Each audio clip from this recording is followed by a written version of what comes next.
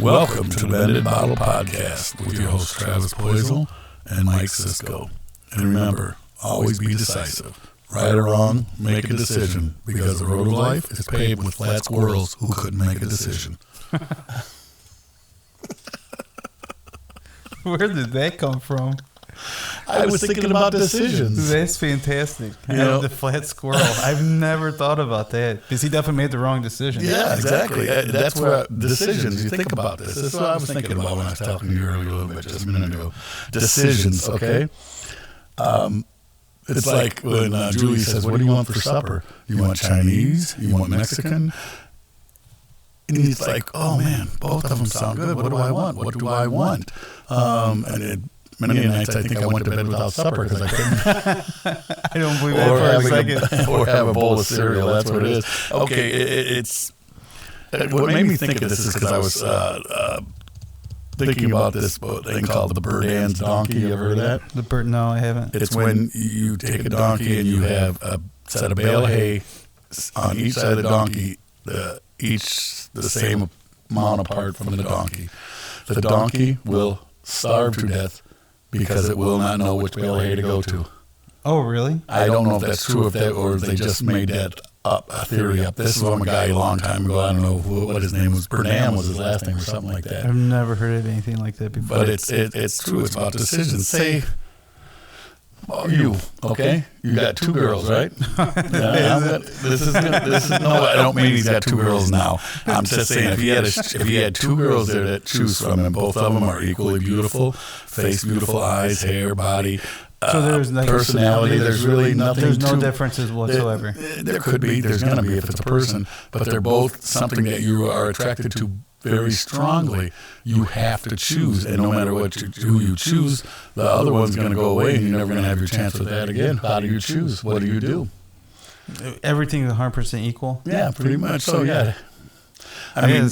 Are you going to starve yourself from a relationship for the rest of your life for that? Because you got your choice of two right there in front of you. That's a damn. That's decisions. That's what it's even. I think I would make a decision. You would have to, and if you didn't, by the time you did make the decision, who knows? Maybe that choices are gone because you waited too long. Yeah, I don't think I get too indecisive on things. I think I make pretty good. I won't say pretty good decisions, but I think I make a decision one way or the other. But when faced with decision, like say a candy bar, you got two favorite candy bars by chance? Yeah. What are they? Well, are they candy bars? What are they? I really like Snickers. Okay, and I really like Reese's. Okay, so put a Snickers and a Reese there. You can only have one. So if you say you pick the Snickers, you're going to go, damn, I should have had the Reese's. I know, you're exactly right. Yeah, and you're going to do the same with the woman. You're going to go, I take you, and then all of a sudden you're with her, and who's to say you're not going to start thinking about the other one? You can't go to the other one anymore. I don't know, man, that's not... I was just thinking about it, and I was thinking about it because that's really unfair.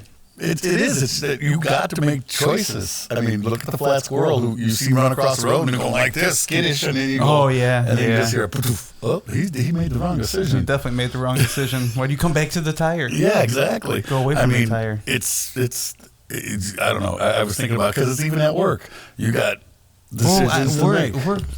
Work. I think it's easier to make a decision. It is. Oh, no, I would say no because you got your decision that you say you want to do, and then you got other people telling you, no, let's try this, and so you got to weigh every option. I mean, honestly, you should. Well, yeah, but ultimately, though, the decision's going to come down, the decision's going to be made. I mean, there's decisions I've definitely made that's been... Is that going to be your decision every time, or are you going to, well, if it has weigh to, all the options? But it is if it has to be my decision every time, then yeah, but... sometimes I would weigh other opinions and other options, especially if I'm not the one that's going to be directly dealing with it. Yeah, right.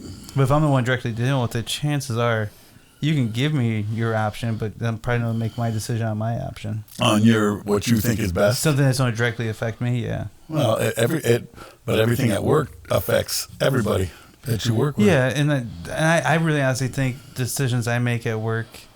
I think you make good decisions. I think they benefit to an extent everybody. I don't think they. I think you try to. Yes, I think that's what your goal is. I believe that about you. I believe that. But in work, I find it easier to make a decision at work than in picking two girls. Yeah.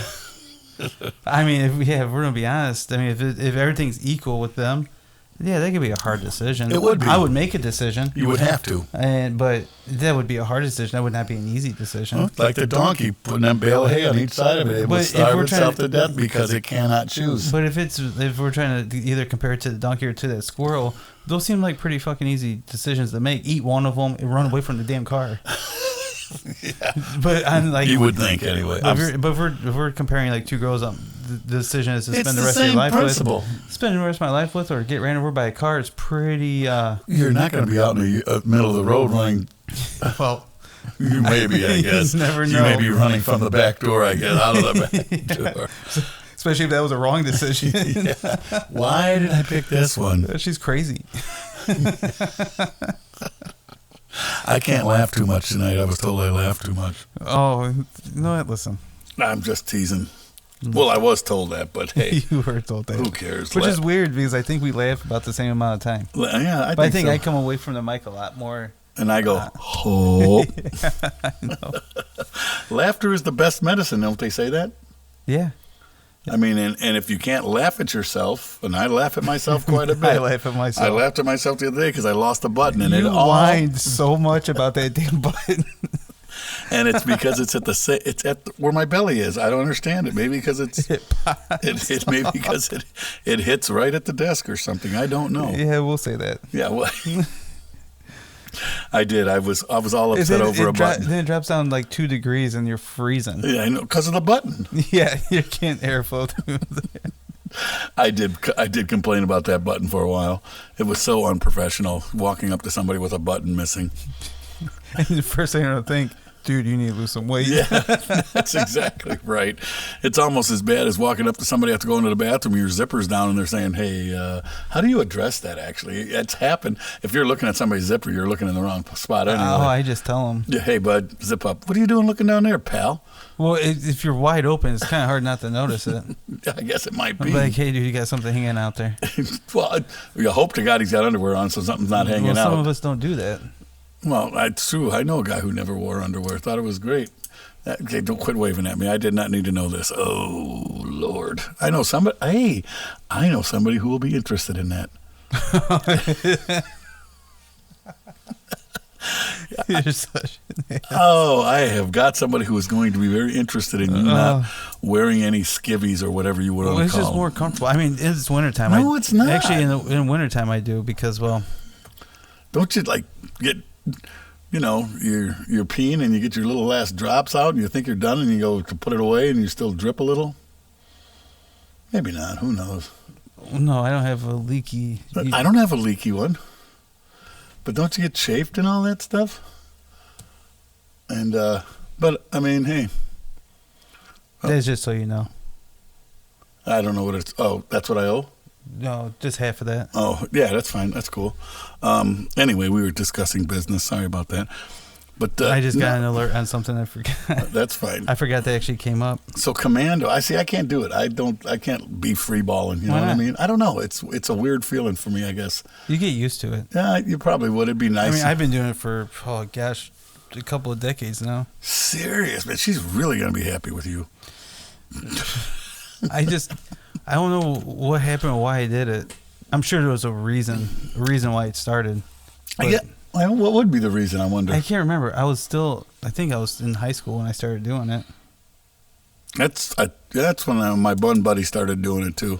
I'm pretty sure it had something to do with because I played sports.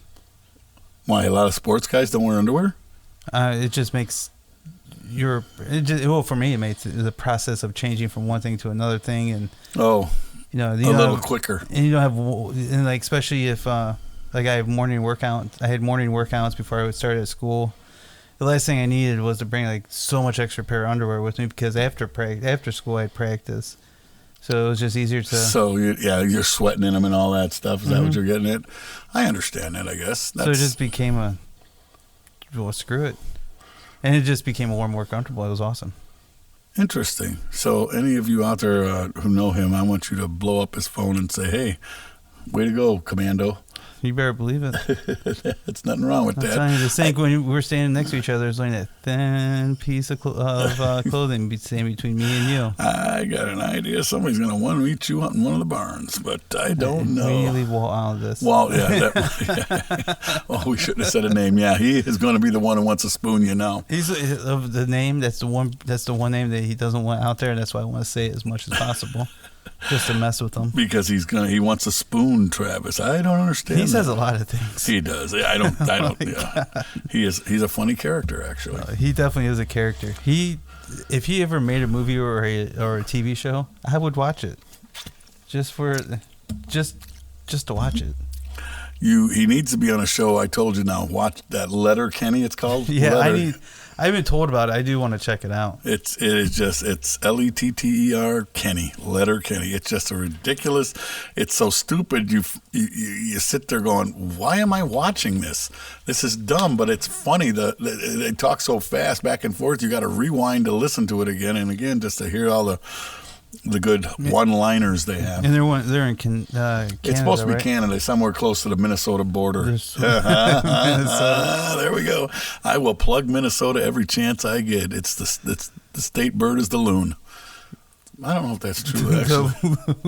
Have you ever heard of a loon? No. It's a bird. Look it up. Well, obviously it's a bird. If that's their state bird. They say it's the land of 10,000 lakes and mosquitoes or whatever. No, the state bird is the mosquito, yeah. How is that? Because they say they have a lot of mosquitoes, that's why. The state bird is the loon, I believe. I don't know why I'm looking it up. I'm going to look up the state bird to Minnesota.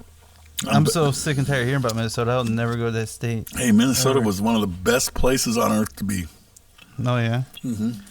I really don't Red Wing, where I was at the last part, the leafers come down about fall time because it's supposed to be very beautiful there. And what are you doing over there? I threw a bottle of pop away. Empty one. Vermont, I'm telling you, in the fall, yeah, way more beautiful. I bet that is. I could see that, yeah. It's the common loon. I'm telling you. It's a stinking duck. I don't know if it's a duck or not. It looks like a duck. Does it? It does look like a duck. Yeah. And then, then they got ticks out there, so lunatic. That was bad. That was cheesy. I won't say, but I've been really getting into the dark humor. Oh my god. Oh my god, he's been telling jokes that some of my just cracks me up. I don't know why. Go ahead, tell one. Tell one. No way. Why? Because they're inappropriate. Now they're inappropriate? It is on the podcast. I could tell you, like the one I always say, what do you call a woman with two black eyes? I will not finish that one. That is not proper. Hey, I love women. I always say women are the only true work of art. Oh, it was nice talking to your wifey before we started the podcast. Yeah, it was okay. Made me feel better. Yeah, she likes him. She wants, he was wanting to call her last week when we talked about, what was it, jump humping? Jump humping and spooning. And she wanted to know why I wouldn't allow her to call, because she would have agreed to it. Not spooning, no. You ain't spooning. Soaking. Oh my God, no. I can't help it. I'm sorry. And I guess leading into soaking, we could lead into the next topic that we're thinking about. So, all right. So you brought this up earlier in the week, and I'm actually quite curious. I actually don't remember why this was brought up, but the age of consent. Yeah, I was trying to think of that too because, I don't know why we brought this up. I do not know how this became a subject of conversation. The age of consent in different states. I mean, because I always say, if you say you're 35 and you fall in love with a 16-year-old, which it's possible, I get it. Okay, don't get me wrong. I'm not saying anything. But when they say the age of consent, I always thought it meant that the 16-year-old can have sex as long as the parents say it's okay. I don't know if that's true or not, because who would have the balls enough to go up to a parent and say, hey, I'm 40, which I'm not. I'm older than that. I'm not talking about myself, but they go up to the parent and say, I'm in love with your daughter. I want to have sex with her. Well, and here's the thing. How do you become in love with their daughter? So you obviously have already had conversations with her. Yes. Which as I'm telling you, if someone. It happens. You've seen it happen. No, I understand it. I was just watching a TV show about that teacher who I don't remember. Never mind. I can't get into it because I don't remember it now. But anyway, it does happen. There's been guys that fall in love with little girls, or not little girls. You are women, 16-year-olds, and there's been ladies who screwed younger guys in high school, which I've always wondered where them teachers were at. Well, you had that one administrator in Illinois that had like a sex holiday party. Yeah, right, exactly. Yeah, but I don't know. It happens. But I mean, it happens. I mean, and it says in the Hoosier State, no one is legally capable of giving their consent to sexual activity until they reach the age of 16. All right. So the way I read this is the age of consent is 16, but minimum age of victim, which I guess I don't really understand that terminology, but it's 14. Yeah. Well, here's something for you real quick. The legal age of consent, I think I said that earlier, for the Philippines is 12. That's the lowest in the world. That blows my mind. And there are a few exceptions to being able to have sex with a 15-year-old or 16-year-old. The minor is married. Here in Indiana, the legal age of marriage is 15. Oh, what? The legal age of marriage in Indiana is 15. So, hold on. So, a 40-year-old can marry a 15-year-old. Now we're changing the age here. Well, there's also that Romeo clause, which is... What the hell's a Romeo clause? I don't know if that's what it's called. That's what Kyler called it. He was talking about this because I was asking. We were talking about it on the way to the delivery. Yeah. And he said he thinks there's... And it is true. Is it like that Romeo and Juliet thing? Yeah, that's basically what I call it, the Romeo clause. It is the Romeo and Juliet clause. That's interesting. Simply put, it is the law gives a bit of leniency, and it does. This is what's weird to me. To couples who are both younger than 21 years old are no more than 4 years apart. So, okay. I can see that like in high school. So if you're 18 and she's 14, that's legal. I can see that That's because you're in school. She's 14. You're 18. I understand that, but you're in high school. So at that point, that 14 or 15-year-old is probably in a freshman while he's a senior. That's still young, man. I mean, don't tell me you didn't hook up with a freshman when you were a senior. I hooked up with anybody. So there's a possibility she was 15 or 16 and you were 18 or 19. Oh, with me, I would have to say no because I always liked older women. I liked them in 25, 35. Okay. That's what I did. I liked them. But there is... I did. But there is that... That's probably why that Romeo clause or Romeo and Juliet clause is in there because she was probably a freshman, you're probably 18, and you guys probably stayed together when he graduated, and she's still going through her whatever. So that's probably why it's the 21 because by the time she is like 17, 18, he's 21. He's not going to jail now. If he's 21, she's 15. Well then, no more than 4 years apart in age are in a dating relationship. And both have given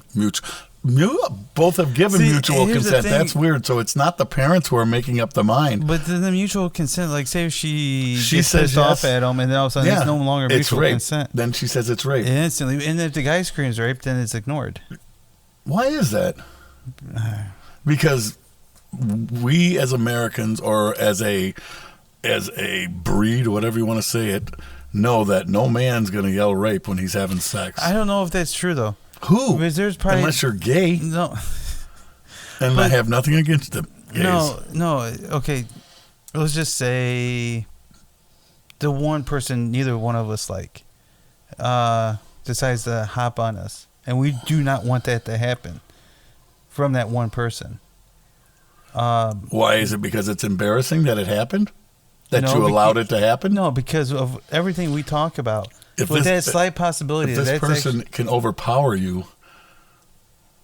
If that person can overpower you, then you're just a pussy. Yeah, basically. In a nutshell. But say if this person we're talking about does overpower you, does miraculously get your dick hard and miraculously slides on top of it, and you don't want any of it to happen, that's rape. Are you going to take it to court? Hell no. Why? Because that's embarrassing. That's what I just said. You're embarrassed of it. But I guess females that get raped also do the same exact thing, though. They're embarrassed by it. Yes, they're And they embarrassed won't that it say happened. and they say then they won't go and report it. And a lot of times, not a lot of times, I shouldn't say it that way, but sometimes they are made to believe that they encouraged it or whatever you want to say. That I think happens more than I think a lot of sexual assaults happen because of that, yes. That or because they get drinking and then the guys keep feeding them drinks. Yeah, and then unfortunately, I have witnessed that, and at the time, I don't think I ever stepped in. No, I can honestly say. I mean, it's bad on my part. I probably should have stepped in. And you've seen it happening. I have. I've been to a lot of parties where I've witnessed it. But it's not like and some of these females, I can tell you honestly, did encourage it. But the ones I saw that kept getting fed drinks, no, I don't know. I don't think anything happened to them, but I also never heard anything about it either. So, okay. Now the one that blows me away is the California one. Why? Because they literally passed a law that says pedophilia is a sexual preference. But yet their minimum age is being a pedophile is a sexual preference in California and like New York and shit like that. So they're letting them get away with it? I don't know if they get away with it, but I know they passed it. They passed it, and now they say that it's a sexual preference for pedophiles. I mean, so here are things. But California is 18. That's the legal age. That's the consent. And minimum age of victim is 18. I don't understand that. Yeah, that doesn't make... Well, that's when you become a legal adult, isn't it? Yeah, but some of these minimum age of victims like 12, 15, the Philippines 18. that's the lowest in the world. Alabama, minimum age of victim is 12. Yeah. I still don't understand 12, what this means. I mean, what... Oh, this is an age below which an individual cannot consent to sexual intercourse under any circumstance. That's the lowest that they can't? Why the hell... So they're telling you anything lower than 12, you cannot consent to it. But a 12-year-old can. 12 to 16. That is disgusting. That's in Alabama. Arizona's 15.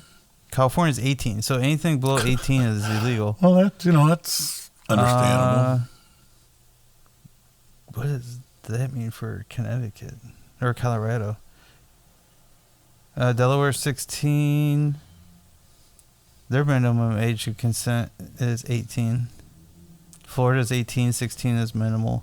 16 for Georgia is 16. Hawaii 16. Idaho 18. That's interesting. Illinois 17. And you know what? There are some beautiful young girls out there, isn't there? It's scary. It is. It's really scary. I go to these cheer events and I watch them, and I know all their ages. But it's weird when you see like the older girls, and they're 16, 17, 18. And when you see them, though, you can't tell the difference between the 16-year-old and the 18-year-old. Nowadays, it seems tough, doesn't it? You can't. Because I watch them, and I'm like, this is crazy that you cannot tell the difference. And there's even like in some of the other divisions where even like the 14, 15-year-olds there's a hard time telling the difference. You can tell like in certain, because they still have their baby fat. But the ones that have like lost that baby fat, they literally look more like they're 18 years old. It's the craziest thing in the world, and which it's whatever to me. But I see this, I'm like, Jesus, if any other person, because there's tons of people that watch this, and I don't know if they're all, and I know they're not all parents. Oh, really? You don't have, you go to these events, you don't have, 10, 15,000 parents show up to watch a cheer. Why would they show up for that then? I guess some people legitimately just think that's it's exciting. Sport. Yeah. It's exciting to them. I get that, but it's I know they're not all. I mean, plus you have aunts, uncles, because there are female pedophiles obviously, so it's they could be into the young girls or young boys. But at this point, there's not too many guys that are cheerleaders at these things. And like I said earlier, where were these teachers, the women in particular, when I was in high school that wanted to screw younger boys? I think they were out there. There just weren't as many. Now they're like everywhere. And why would the boy come up forward and say this teacher had sex? I don't think any of the guys did. She just got caught. Well, my sister was just telling me the school that she works at, they had a teacher banging middle schoolers in his classroom, and he just got sentenced to jail.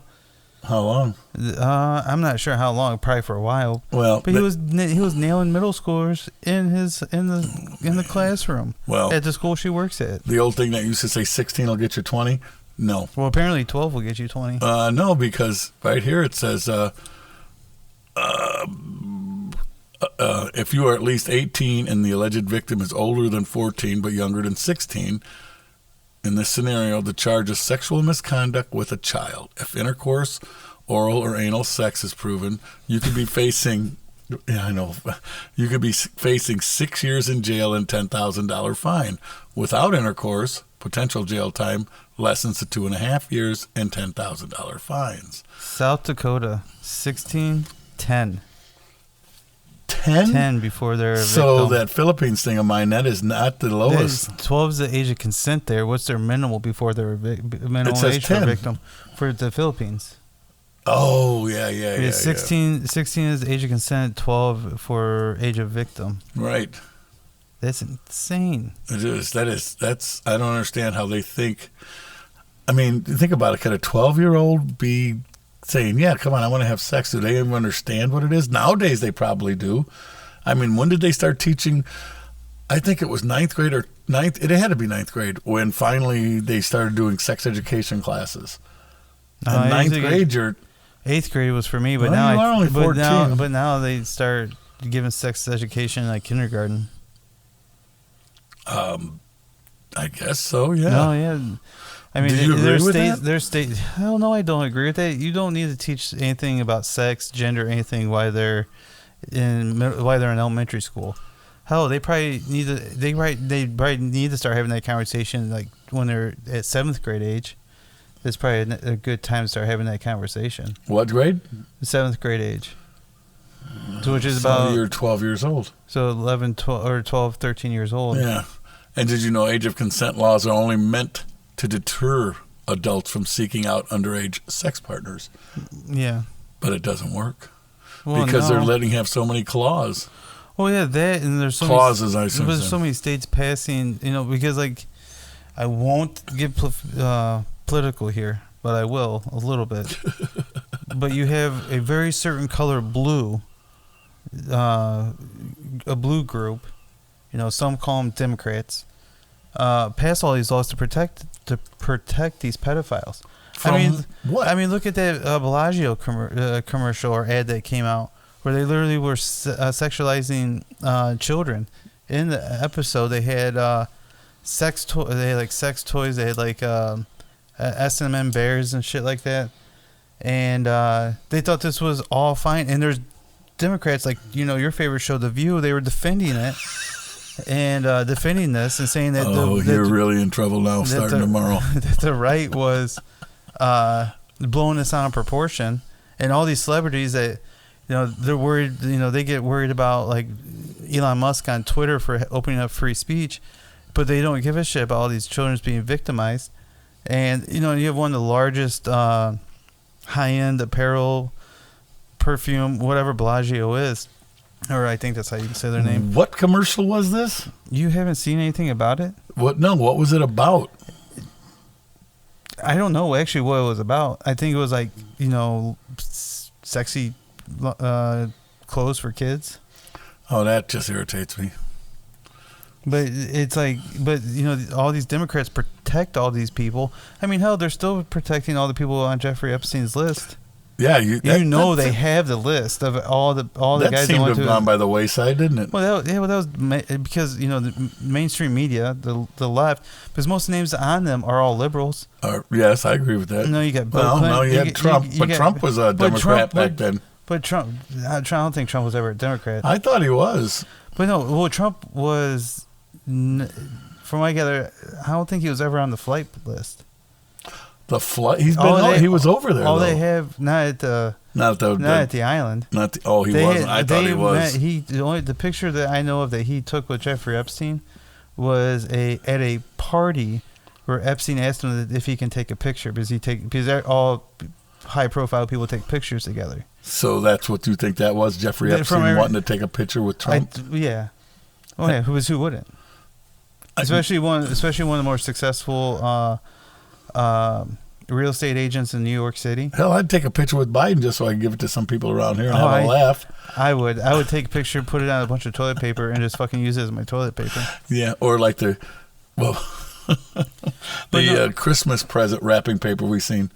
Oh, I want that wrapping paper. It had a picture of Biden with a Santa Claus hat on and said Easter. But no, you have all these. You have the left, the Democrats protecting every single pedophile that comes out, especially if they're high-profile pedophiles.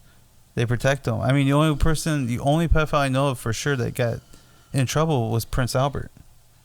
Well, he got stripped of his. Yeah, and he didn't. I mean, granted, it's not. Now they're calling these guys pedophiles for what reason? How old were the girls? 15 and younger. Younger than 15? Yeah. Oh, I didn't know they were younger than 15. I thought they were 15, 16 like that. 17. No, they're 15 and younger. Wow. From what I gather, Bill Gates went there tons of times. Bill Clinton went there. I think he was on the flight plan like 57 times. I swear, it's a ridiculous amount. So, could any of this be statutory rape? All of it is. It is. So all of it's sex trafficking and child trafficking, and there's a lot of international crimes being committed. So, if it's statutory rape, it just means that one of the person is legally too young to consent to sex. No, believe me, and a lot of them were there. They were being promised careers with whatever Epstein had. And a lot of them, they all started out with simple massages, right? And then it would lead to other things. But like I said, if one was too young to consent to sex, if they're 15, depending on where they're from, that's legal age to consent to sex. But it's illegal. It's like an international thing where it's illegal to traffic sex, because they were literally trafficking these girls across countries, across international waters, against their own free will. They're minors. How can you? What were they doing? Promising them money, giving them money. They were promising them jobs. Oh, they were. Yeah. Yeah, blowjobs.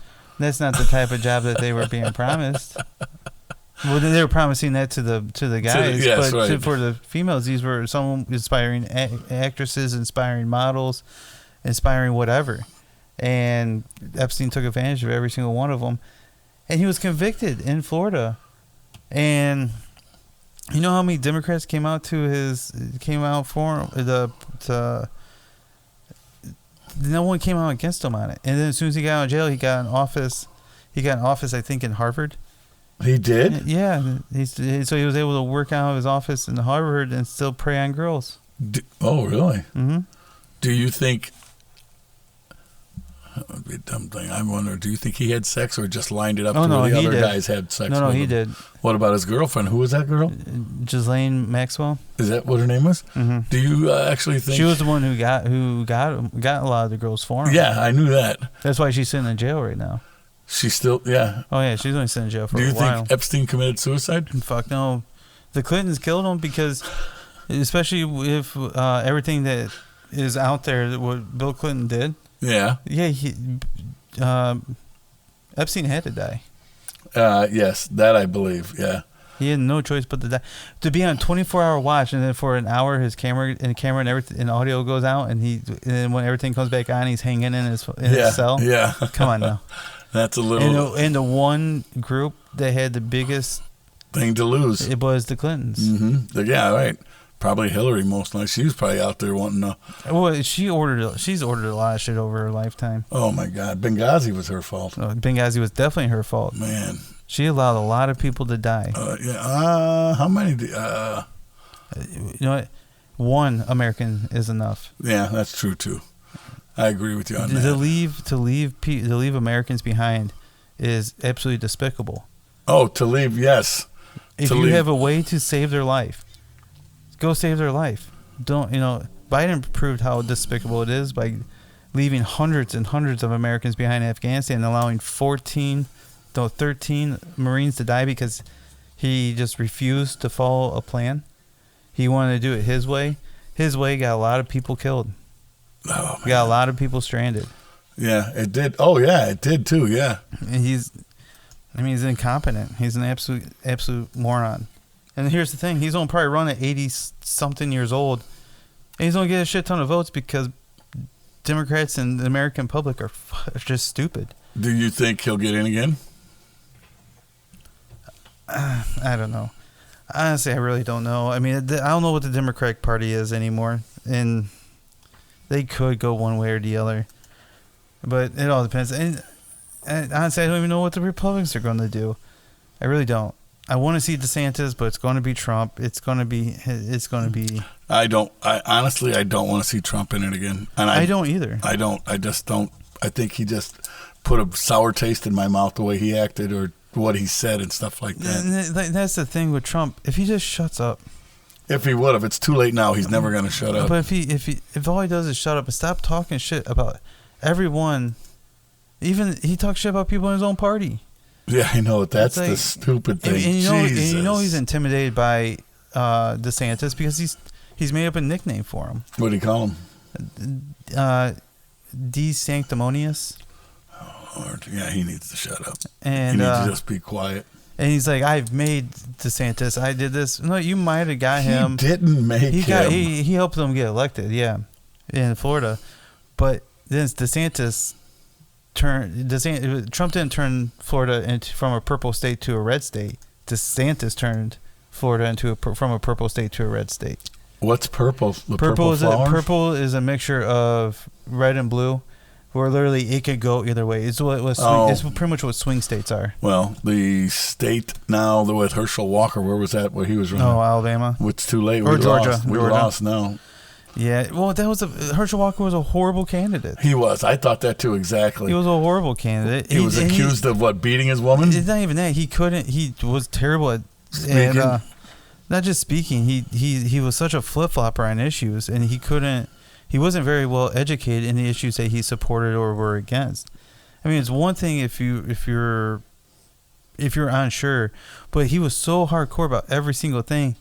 And then he thought the one thing that was going to help him is he would go 100% into the God side and be this holy, holy man. He tried. I don't remember. Oh, he tried his hardest. Oh, man. He tried to. Every interview I saw him, it was, praise Jesus that, my God this. You're a politician. Okay? It's all right if you want to do that. Well, yeah. But I don't think they should use religion as a means. You need to focus on what Georgia wanted. Yeah, right. Then at that point, you're running for United States Senator.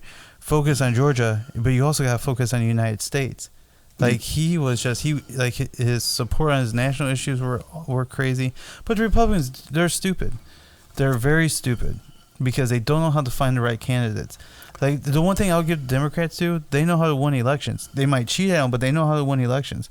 They know how to get the ballot boxes stuffed. The Republicans need to figure that out. They do, because we have not got anybody. Trump was probably the best one we've had in a long time. But he was a nutbag. He was very much a nutbag. I mean, that's what made him a great world leader, because nobody would fuck with Trump. They didn't seem like they would even. Well, hell no, because you didn't know what he was going to do or what he was going to say. Yeah, and if you said something you didn't like, he was not afraid to call you out. Yeah, that's exactly right. I mean, the one thing that, when you go to UN and literally call out our adversaries to their face on a speech in front of everyone, that takes some balls. And you know what they did, though? They forced our adversaries to tuck their tails and run. Nobody was fucking with us while Trump was in charge. And now ISIS was pretty much eliminated, because when they wouldn't run them out, Trump literally said, I will literally change the landscape of the Middle East. And he dropped the mother of all bombs. It's called the mother of all bombs. Took out an entire mountain range that ISIS was on. Literally took out the entire mountain range. I don't remember that. Oh, I remember watching it watching the footage of it. It was insane. And believe me, ISIS backed the fuck up. And now look at them. They're back at it. Oh, yeah, because they're not afraid of Biden. Yeah, Biden. Look, I mean, Biden has created so much chaos in the world, which I believe was all done on purpose. What world peace does, it doesn't allow the power-hungry, corrupted people to contain their power. Say that again. When there's chaos, the corrupted leaders can hold on to their power and actually expand their power. Oh, sure. When there's peace, they can't do that because you can see it. Yeah. It's very clear that what's going on. So that's why you have the corrupt, crazy leader in Russia. He didn't do shit under Trump. He knew. Yeah, right. He knew better. You didn't see Ukraine pulling their fucking pussy ass bullshit by, Russia did this to us. Russia did this to you, even though they were probably the ones who did it to get the United States. Like, we need billions more dollars. Oh my God, how many? What is it today? And I think we're probably over $1 trillion given to them. Oh my God! And you know what's funny is you don't hear about that war too much anymore, do you? Who gives a shit about it?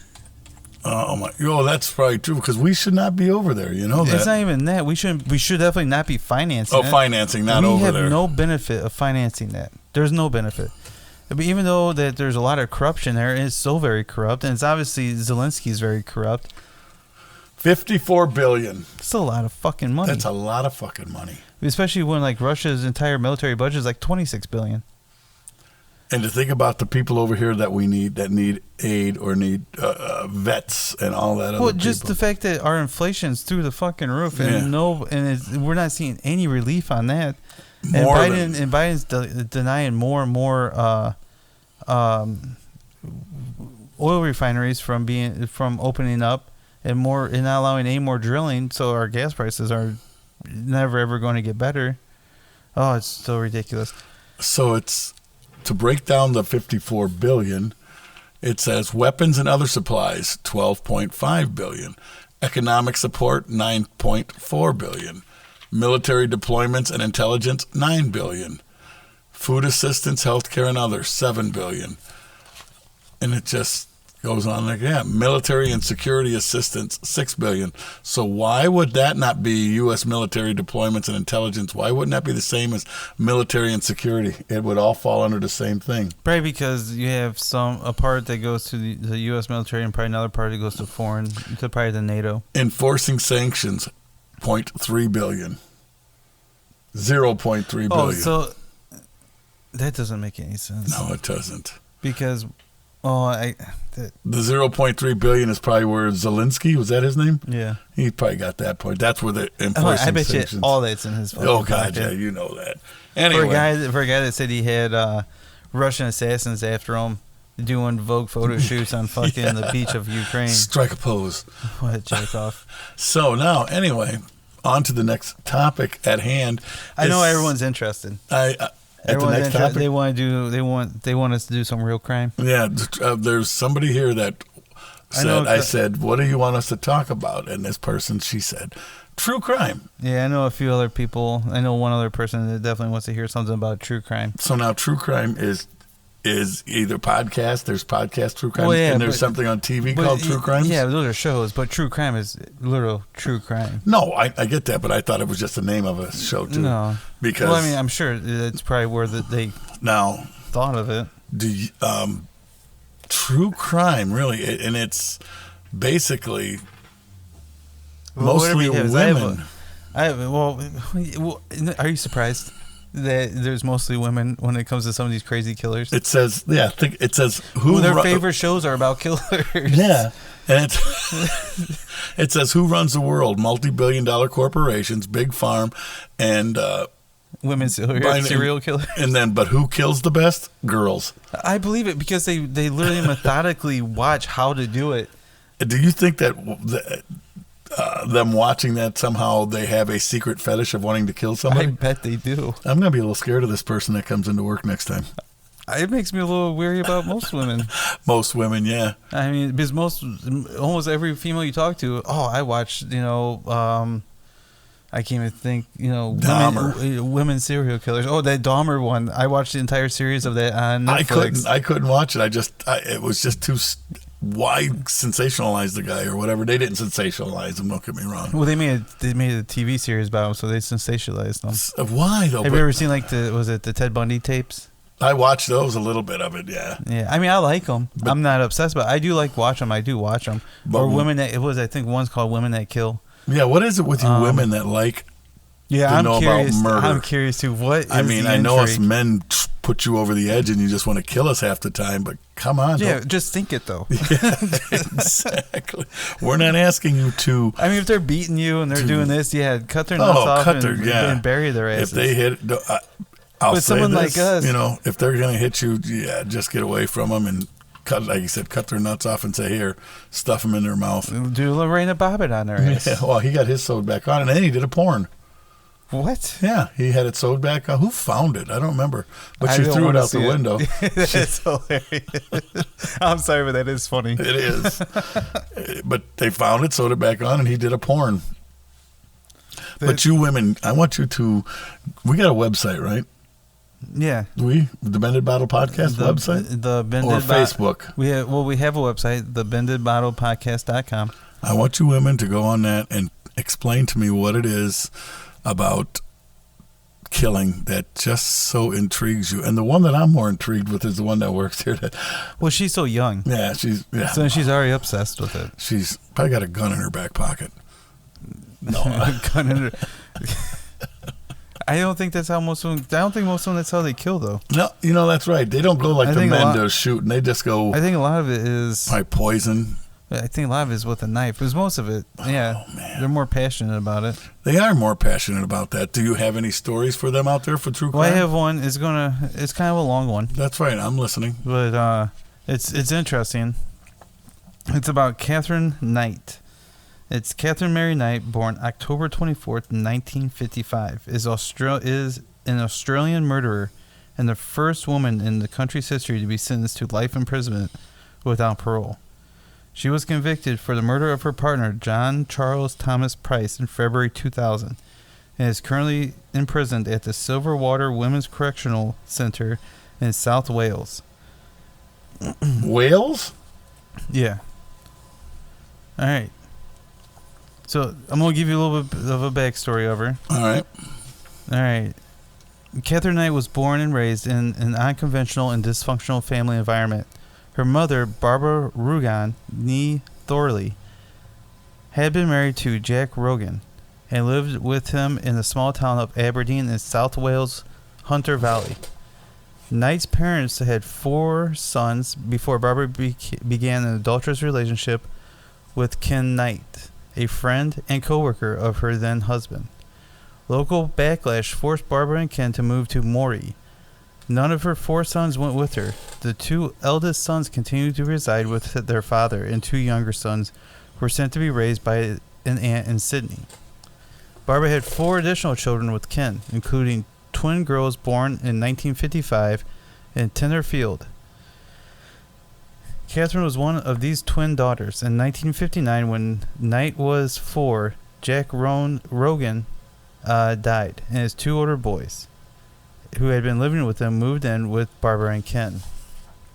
Ken Knight was a violent alcoholic who raped Barbara up to 10 times per day. Who was that? Was that the brother? Or was that the dad? That was Ken Knight, I who thought was the dad. Barbara's boyfriend. Oh, well, I thought, okay, go on. Barbara, in turn, often told her daughters intimate details of her sex life and how much she hated sex and men. Later, when Catherine complained to her mother that one of her partners wanted her to take part in a sex act she did not want to perform, Barbara told her to put up with it and stop complaining. Her mother wanted her to have sex with her and her boyfriend. No, it was someone. Oh, one of her mother's partners. Yeah. Yeah. That's crazy. One of her partners. Yeah, one of her several partners, which, hey, that'll drive you to kill. But Catherine claims she was frequently sexually assaulted by several members of her family, though not by her father, which continued until she was aged 11. Jesus. So her family was doing it too. Yeah, she was just getting raped insane. all over. Just like what we were just talking about with age of consent. Although there are doubts about the details, psychiatrists accept her claims, and the events have been largely confirmed by other members of the family. Barbara's great-grandmother was an indigenous Australian from Moree area who had married an Irishman. Barbara was proud of the fact and identified as Aboriginal. This was kept a family secret as there was considerable racism in the area at the time, and Barbara's descent was a source of tension for the children. Apart from her twin sister, the only person whom Catherine was close to was her uncle, Oscar Knight, a champion horseman. She was devastated when he committed suicide in 1969 and continues to maintain that his ghost visits her. The family moved back to Aberdeen the same year. When she attended Muswell Brook High School, Catherine became a loner and is remembered by classmates as a bully who stood over smaller children. She assaulted at least one boy at school with a weapon and was once injured by a teacher who was subsequently found to have acted in self-defense. By contrast, when not enraged, Knight was a model student, often earned awards for her good behavior. Upon leaving school at 15 without having learned to read or write, she gained employment as a cutter with a clothing factory. 12 months later, she left to start what she referred to as her dream job, cutting up offal at a local abattoir. I have no idea what either one of those are. Say that again. What is it? Offal, O-F-F-A-L. Yeah, that's awful. At a offal. I'm assuming it's not awful. Okay. At a local abattoir, A-B-A-T-T-O-I-R. There was quickly promoted to boning and was given her own set of butcher knives. It's a slaughterhouse. Oh, well, that makes sense. Why did they just say fucking slaughterhouse? Abattoir. Oh, that's cool. All right, well, she was quickly promoted to boning and was given her own set of butcher's knives. At home, the knives were hung over her bed, so as Knight said... Over her bed? Yes. So as Knight said, that they would always be handy if I needed them. A habit she continued until her incarceration everywhere she lived. All right, now this is her marriage to David Collette. Catherine Knight first met co-worker David Stanford Collette in 1973. Collette engaged in heavy drinking, which stemmed from two traumatic incidents from his previous railway job in Coffs Harbour. First, when his best friend was killed in front of him in a shunting accident, and later A what? A shunting accident. What is shunting? S-H-U-N-T-I-N-G. I have no idea. Spell that again. S-H-U. S-H-U. N-T. N-T-I-N-G. Shunting. Shunting definition. I am the guy who gives out the definitions. I know this stuff. I got to think about it in my mouth. We learn a lot of new words on this podcast. Yes, we do. To push or pull. Oh, so he was... From the main line to a side. It doesn't make any sense. It says push or shove someone or something. Chairs were being shunted. He must have been pushed into something. In a shunting accident, you said, or a pushing accident. And later, when he rescued injured occupants of a school bus in Kempsey, which had been struck by a train, killing 6 children, he eventually lost his job due to deteriorating behavior and performance. But he soon got work at a nearby Aberdeen butcher shop and became close friends with Knight's brothers. Often, if Collette got into a fight, Knight would step in and back him up with her fists. In Aberdeen, she was well known for physically threatening anyone who upset her. Knight married Collette in 1974 at her request, with a couple arriving at the service on her motorcycle, which is with a very intoxicated Collette on the pillion. It could be an electrical thing too. Oh. As soon as they arrived, Knight's mother, Barbara, gave Collette some advice. Oh, man. The one who wanted her to have sex with all of her partners. Yeah. All right. Here's her mother's advice. This is interesting. The old girl, Knight's mother said to me to watch out. You better watch this one, and she'll fucking kill you. Stir her up the wrong way or do the wrong thing. You're fucked. Don't ever think of playing up on her or cheating on her. She'll fucking kill you. And that was her mother talking. She told me she's got something to lose. She got a screw loose somewhere. What the hell? Well, mothers do know. On their wedding night, Knight tried to strangle Collette. She later explained it was because he fell asleep after only having intercourse 3 times. Say that again? On their wedding night, Knight tried to strangle Collette. She later explained it was because he fell asleep after only having intercourse 3 times. Jesus. Honey, I'm tired. Get the crane. I want it up again. Yeah, exactly. The marriage proved particularly violent, and on one occasion, a heavily pregnant Knight burned all of Collette's clothing and shoes before hitting him across the back of the head with a frying pan, simply because he had arrived home late from a darts competition after reaching the finals. In fear for his life, Collette fled. Well, at least he reached the finals. I mean, yeah, we got hit in the fucking frying pan. I don't know if the finals was worth it. In fear for his life, Collette fled before collapsing in a neighbor's house and was treated for severely fractured skull. She fractured his skull. Jesus, how hard did she hit him? This chick is tough. Yeah, this is insane. All right. I'm losing my track. But police wanted to charge Knight, but she changed her behavior to... Her behavior? Yeah, and she talked him out of dropping the charges. In May 1976, shortly after the birth of their first child... This guy stayed with her. Well, yeah, he's probably... Yeah, dumbass. After she tried to choke him for not having sex 4 times or more. Well, only having sex for 3 times. 3 times. And then, for coming home late after going further in a dark... Honey, I made the finals. Bam!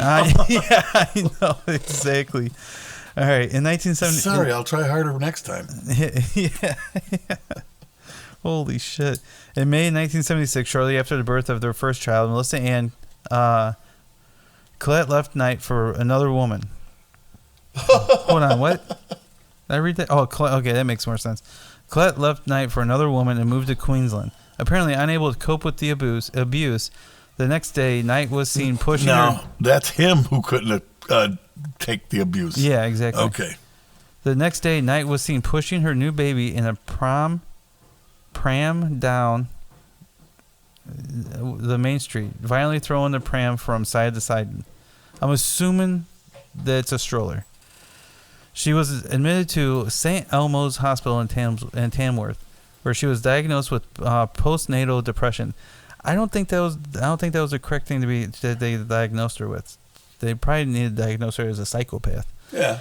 And it's postpartum depression. This is postnatal. Same thing. I don't know if it is, actually. I have no clue. And then spent several weeks in recovery. After being released, Knight placed 2-month-old Melissa on a railway line shortly before a train was due. She then stole an axe and went into town and threatened to kill several people. An unsheltered man known in the district as Old Ted who was foraging near the railway, found and rescued Melissa. By all accounts, only minutes before the train passed. Knight was arrested and again taken to St. Elmo's Hospital, but apparently she recovered and signed herself out the following day. Jesus. A few days later, Knight slashed the face of a woman with one of her knives and demanded she drive her to Queensland to find Colette. The woman escaped after they stopped at a service station. But by the time the police arrived, Knight had taken a young boy hostage and was threatening him with a knife. She was disarmed when the police attacked her with brooms. What? And was admitted to the Morset Psychiatric Hospital. They finally bring her to a psychiatric hospital. Knight told the nurse she had intended to kill the mechanic at the service station because he had repaired Colette's car, which had allowed him to leave. And then he killed both her husband and his mother when she arrived in Queensland. When police informed Colette of the incident, he left his girlfriend and moved to Aberdeen with his mother to support Knight. What? This guy was crazily stupid too. All right. Holy Jesus, God. Knight was released on August 9th, 1976, into the care of her mother-in-law, and along with Colette, moved to Ispich. Oh Jesus. A city west of Brisbane. And I really wish I knew how to pronounce words. Where he obtained the job at the Denmore Meatworks on March 6th. I bet he was hoping his meat works again after 3 times is all he could do. 3 times? How half the shit that she did to him, I'm surprised anything worked. Apparently not as... She must have fractured his skull so bad that he stupidly went back to her. He did stupidly go back to her. All right, so on March 9, 1980, they had another daughter, Natasha Marie. He went back to her and had another kid. And in 1984, Knight left Colette. Of course she left him. It only goes to prove that these women got you under their skin. And she left Colette and moved. First to her parents' house in Aberdeen, and then to a rented house in nearby Muswellbrook. Although she returned to work at the butcher shop, she injured her back the following year and went on disability pension. Since she no longer needed a rent accommodation close to her work, the government gave her a housing commission residence in Aberdeen. That's okay. So Now we're on to David Saunders. Man, What? Where did he come in at? This is her new. She has a couple of people before she finally gets to John Price. Did she kill the other ones? Are the other ones still alive? Yeah, she just left them. She left them? She left Colette. All right, so we got David Saunders. Knight met 38-year-old minor David Saunders in 1986. Minor? Minor. Minor as a job? He's a minor, yeah, like a coal miner. Okay. And I'm not sure if it was coal, but it just says minor. A few months later, he moved in with her and her daughters, although he kept his old apartment in Scone. Knight soon became jealous regarding what he did when she was not around and would often throw him out. What did he do, does it say? It doesn't say what he did, at least not yet. He would move back to his apartment, where she would invariably follow and beg him to return.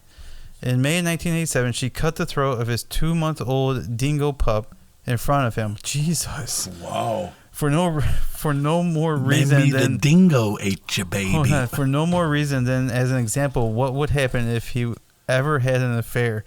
That's what she did to prove to him What she would do if he ever had an affair. Holy balls. Before going on to knock him unconscious with a frying pan. Her and these fucking frying pans. Jesus. In June 1988, she gave birth to a third daughter, Sarah, which prompted Saunders to put a deposit on a house. He got her pregnant? And then put a deposit on a house for her? Oh, my God. Yeah. For both of them. Knight paid off the deposit when her workers' compensation came through in 1989. Knight decorated the house throughout. Wait a minute, back up. What does she on workman's compensation? She hurt her back. Oh, and that paid the house off? Yeah. Or did she just threaten to compensation people? No, I think it's just. Did she take another dingo to them and cut the throat in front of them and say, I want more money? Would not doubt it. All right. Knight decorated the house throughout with animal skins, skulls, horns, rusty animal traps, leather jackets, old boots, machetes, rakes, pitchforks. No space, including the ceiling, was left uncovered. Jesus. Wow. She's got a nice way to decorate. All right. After an argument in which she hit Saunders in the face with an iron, before stabbing him in the abdomen with a pair of scissors, he moved back to Scone. Do you think, huh? But when he later returned home to Aberdeen, he found... He went back? Yeah, of course. I think go get his shit. He later returned home to Aberdeen. He found she had cut up all his clothes. Saunders took a long service leave and went into hiding. Knight tried to find him, but no one admitted to knowing his whereabouts. Several months later, Saunders returned to see his daughter and found Knight had gone to the police and unjustly told them she was afraid of him. They issued her an apprehended violence order, AVO, against him. She was afraid of him. Just because she wanted to, apparently. She wanted to find him, that's why. All right, hold on. Now it's John Chillingsworth. John Chillingsworth. This seems like to be the shortest one of them all. In 1991, Knight became pregnant by a 43-year-old former butcher co-worker, John Chillingworth, and gave birth the following year to a boy named Eric. Their relationship lasted 3 years before she left him for a man she had been having an affair with for some time. She was having the affair? With John Price. John Charles Price. April 4th, he was born April 4th, 1955. Died March 1st, 2000. From a frying pan Just accident. wait. Just wait. Wait till you hear what she does. Was the father of 3 children when Knight began an affair with him. Reputedly a terrific bloke, liked by everyone who knew him. His own marriage had ended in 1988. While his 2-year-old daughter had remained with his former wife, the 2 older children lived with him. Price was well aware of Knight's violent reputation as she moved into his house in 1995. His children liked her. He was making a lot of money working in the local mines, and apart from violent arguments, at first, life was a bunch of roses. I bet it was. In 1998, Knight and Price fought over his refusal to marry her. In retaliation, she videotaped items he had allegedly stolen from work and sent the tape to his boss. Although the items were out-of-date medical kits that he had scavenged from the company's rubbish tip, Price was fired from the job he had held for 17 years. Oh! That same day, he kicked her out, and she returned to her own home while news of what had done spread throughout town. A few months later, Price restarted the relationship, although he now refused to allow her to move in with him. The fighting became even more frequent, and most of his friends would no longer have anything to do with him while they remained together. The murder of John Price. This is the guy she killed. Yeah. In February 2000, a series of assaults on Price accumulated, with Knight stabbing him in the chest. Finally fed up, he kicked her out of the house. It takes me... Oh, Jesus. After he pulled the knife out of his chest. Get out. Yeah, I'm done with you. On February 29th, he stopped at the Scone Magistrate Court on his way to work and took out a restraining order in an attempt to keep her away from both himself and his children. That afternoon, Price told his co-workers that if he did not come to work the next day, it would be because Knight had murdered him. He said that? Yeah. Despite their pleas that Price should not return home, he stated that he was afraid Knight would kill his children if he did not. Price arrived home to find that Knight, although not there herself, had sent the children away for a sleepover at a friend's house. He then spent the evening with his neighbors before returning home and going to bed at 11 p.m. Well, that was his first mistake. Earlier that day, Knight had bought new black lingerie and had videotaped all her children while making comments in which since she's been in... I want to see a picture of this lady. If she bought lingerie, she must have thought she was good looking. While making comments which had been interpreted as a crude will. She later arrived at Price's house while she was sleeping and sat watching television for a few minutes before having a shower. She then woke Price and they had sex, after which he fell asleep. At 6 a.m. the next day, a neighbor became concerned that Price's car was still in the driveway. And when he did not arrive at work, his employer sent a co-worker to see what was wrong. Both the neighbor and the worker tried knocking on Price's bedroom window to wake him, but they alerted police after noticing blood on the front door. Breaking down the door, police found Price's body with Knight comatose from taking a large number of pills. She had stabbed Price with a butcher's knife while he was sleeping. According to blood evidence, he awoke and tried to turn the lights on before attempting to escape while Knight chased him through the house. He managed to open the front door and get outside, but he either stumbled back inside or was dragged back into the hallway where he finally died after bleeding out. Later, Knight went into Aberdeen and withdrew $1,000 from Price's account at the ATM. Price's autopsy revealed that he had been stabbed at least 37 times in both the front and the back of the body, with many of the wounds extending into vital organs. Several hours after Price had died, Knight skinned him and hung the skin from a meat hook on the architrave of the door into the lounge. She then decapitated Price and cooked parts of his body, serving up the meat with baked potatoes, pumpkin, beetroot, zucchini, cabbage, yellow squash, and gravy in two settings. You always need gravy. In two settings at the dinner table, along with notes beside each plate, each having the name of one of Price's children on it. She was preparing to serve his body parts to his children. A third meal was thrown on the back lawn for unknown reasons, and it's speculated that Knight had attempted to eat it, but could not. This has been put forward in support of her claim that she has no memory of the crime. Price's head was found in a pot with vegetables.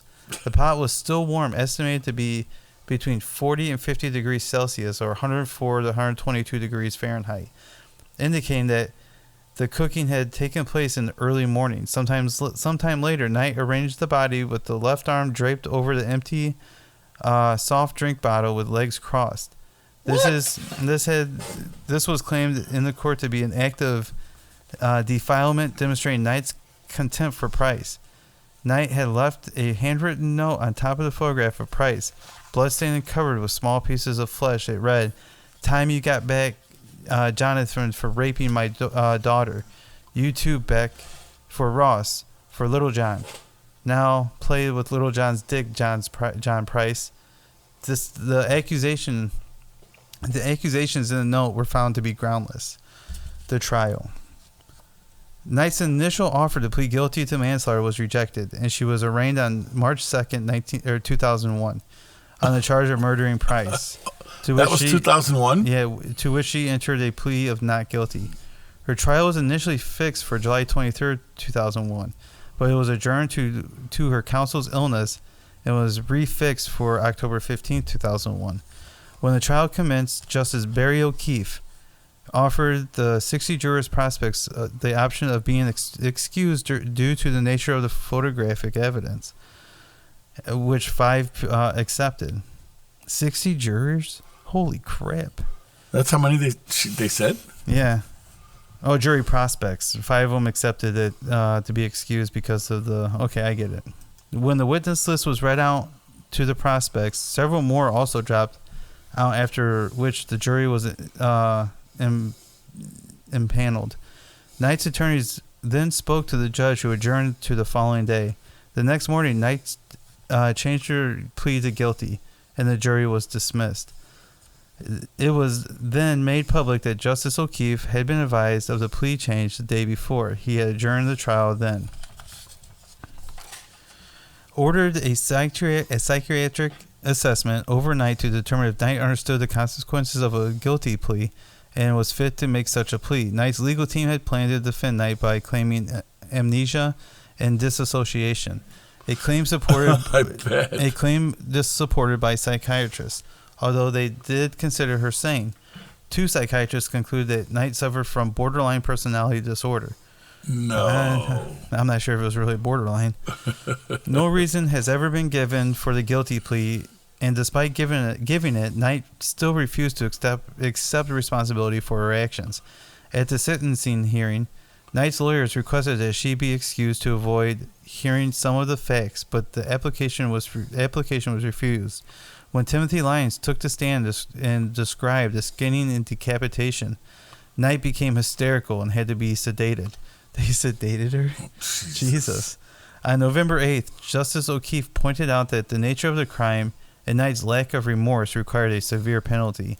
He sentenced her to life imprisonment, refused to fix a non-parole period, and ordered that her papers be marked never to be released. The first time that has been imposed on a woman in Australian history. In June 2006, Knight appealed the life sentence, claiming that the penalty of life in prison without the possibility of parole was too severe for killing. Oh, Jesus. Justice Peter McClellan, Michael Adams, and Megan Latham dismissed the appeal in the South Wales Court of Criminal Appeal in September, with Justice McClellan writing in his judgment, "This was an appalling crime, almost beyond contemplation of civilized society." And that is Catherine Knight. She is currently 62, and she is serving that life sentence in Silverwater Women's Correctional Center. That's crazy, isn't it? They wanted to give her. I don't know if they gave it to her, but they wanted to give her life without parole, without the chance of parole. Too bad they didn't have the death penalty there, huh? What? Yeah. What town? What is this? Australia. Australia. That's right. Yeah. They need. Oh my God. Of all the people that deserve it, she definitely deserves it. That's crazy. Skinned him. Yeah. And was getting ready to serve him up to his own children. Yeah, with potatoes. Hey, she was fixing a meal. The mix of it sounded good. It does. But the head. Here's some meat, potatoes, gravy. You got to have the gravy. It seemed a little warm, though. 122 baked potatoes. Degrees. Yeah, well, that was the head. That one was on the plate at the table. No, that was oh, yeah, true. Oh, yellow squash, man, and cabbage. She did pretty good. I know. Beetroot. What she was doing. I don't know what beetroot tastes like. I don't either, but hey, you got to throw some beetroot in there. What the hell? You might as well. But that was crazy. Yeah, it says the skin of John Price hung on the meat hook in the doorway between the kitchen and the. She skinned him. Jesus. And this is what you women like to hear. They like to hear. They like to watch. Yeah. You just want to see us men in pain, I think. Pain. That's a lot of pain. I wonder though if I know she stabbed him. What they say 37 times. I wonder if he was actually dead when she did that to him. Well, I think 37 stab wounds would probably maybe kill you. I don't know. You'd have to hit a vital organ. I mean, they said that vital organs were hit, but isn't that? I'm wondering if he died right away. Was he still alive when she skinned him? Yeah, that's a good point because yeah, he could have been bleeding out. Or was he still alive when she decapitated him? I don't know what happened first, the decapitation or the skinning. How do you? God. Just think if you're even halfway dying and you're just God, somebody's cutting your head off. You're going, what is going on here? You know, it's just with a butcher knife. Going, and she's probably going, I knew I should have sharpened these things. Yeah, Man, exactly. You know, it's not like because it'd be a lot different. It was the guillotine. It's just one fell swoop and it's done. These things are dull. I knew it. But that's insane. That's the craziest. That's one of the. We're gonna have to pick. We're gonna have to find one every single episode. But that's interesting. That is interesting, and I'd like to thank I won't say her name, but for asking me to talk about us. Yeah, and talk about true crimes. And the person that I talked to basically give me an idea what she would like to hear, and she said cannibalism, and I don't think obviously she must have tried it. But the one that asked you to talk about is into cannibalism? Not into cannibalism, but is intrigued by cannibalism. I hope she's not into cannibalism. That'd be crazy. I mean, she's getting ready to prepare me for dinner. That'd be nuts. But no, that was a good recommendation. Interesting. Yes, it was. It is, and we could talk about that more. I mean, I'm definitely going to talk to this person when I see this person again and say, hey, that's cool. That was good. I mean, I get why it's interesting. It is. That was a good read. Man, these people out there that are just freaking crazy. This lady, how many guys did she see? And she abused every one of them. I know, and those are just like the high point ones. The high point, yeah. I mean, how many more did she do that to? Wow. I mean, granted, she obviously, the way it sounded, lived a very traumatic life. But she was obviously she was passed around from a very young age. It started when she didn't want to do that sex act. She didn't like it. Her mother said just put up with it. She was being abused. Oh, yeah, she was being abused by her family. She was being abused by all of her mom's lovers or hookups, and she was being abused all the way to 11 when something happened at age 11. It's just. Yeah, it's and that's just one of them. We'll have more for you out there. No, that's crazy. Trust me, that's absolutely crazy. And if you have a recommendation for anyone for us to look into, I mean, definitely let us know. That's insane. Oh yeah, definitely. I mean, yeah. Anybody have any recommendations for us at all? That is very cool stuff that we just looked up. And I wonder if Joe Biden's into that. Man, you are making so much racket. What are you doing? Fix that later. Oh, sorry. That's all I hear is are you doing He's got sensitive ears. He needs a safe space. Well, I'm pretty sure that the people don't want to hear you messing around with your mic over there. I got a lot of reviews on eating nuts on the microphone. And not good reviews. Not good ones at all. Oh, Lord have mercy. No, that was very good. Any more recommendations? Anything you want to talk about? Hey, let us hear it. That's cool, I think. That's just something. Now, was there something else I wanted to talk about? I don't. There's always something you want to talk about. I did, but I can't remember what it was now. Well, the first thing was them decisions, because that's a very interesting one. Well, yeah, the decisions, age of consent. Age of consent, yes. Yeah, and then true crimes. It all kind of it's really weird. It's all that tied into this into this crazy lady. She made a lot of bad decisions. She was abused. She did not consent to the sex. There was a lot of things she did not consent to. There was obviously a lot of sexual abuse. Mommy, I don't want to do this. Hey, suck it up, Buttercup. Yeah, I can't believe her mom would tell her that. It's like but like we were talking about the age of consent.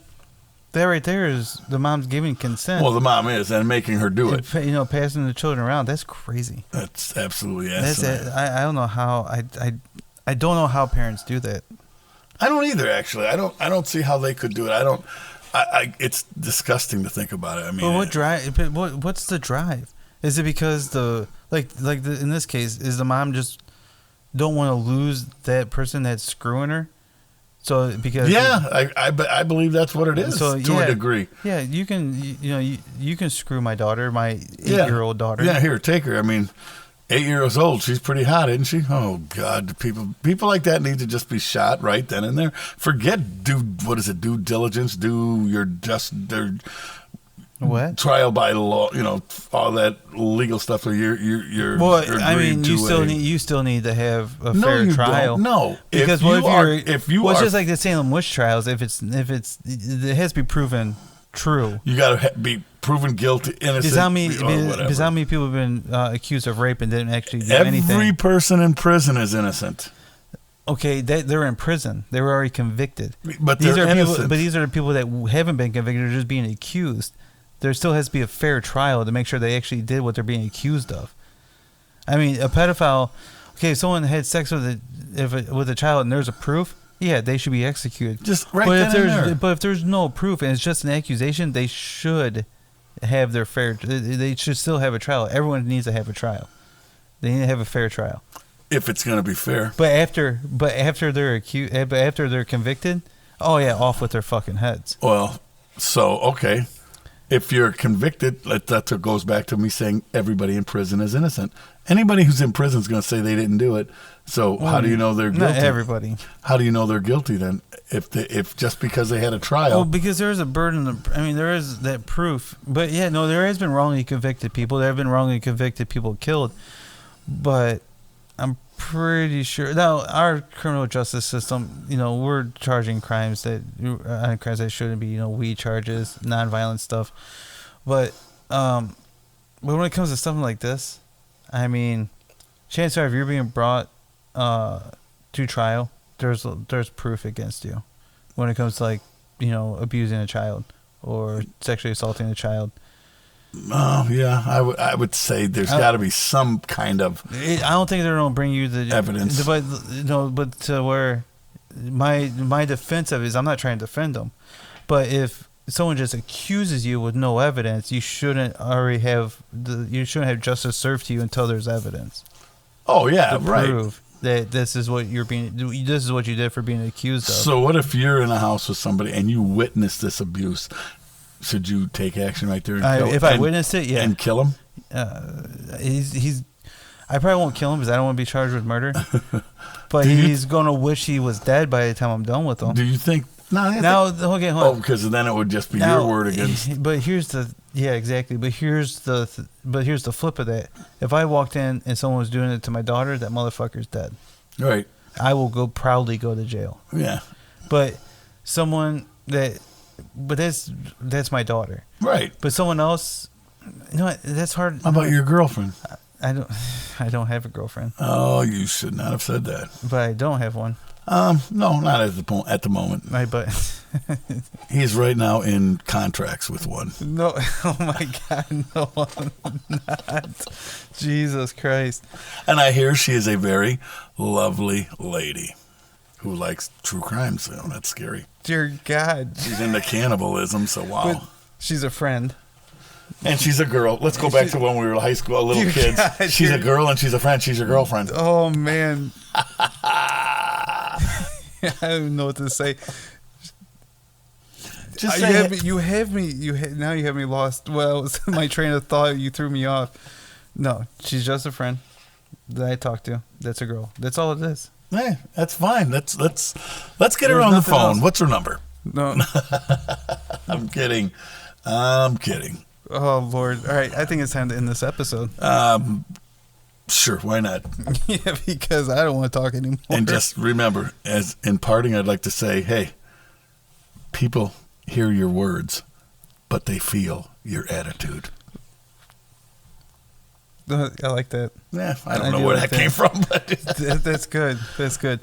Well, thanks everyone for listening. You can listen to us on all your podcast platforms. We are literally everywhere. Who knows? Maybe we'll be on True Crime one day.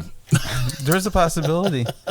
You might see me on True Crime after I start something tomorrow. Oh God! You started something now. I feel like Jesus. Right. I'm sorry. Anyway. All right. I'm Travis Poisel. I am Mike Sisko. Thanks, everybody. See ya.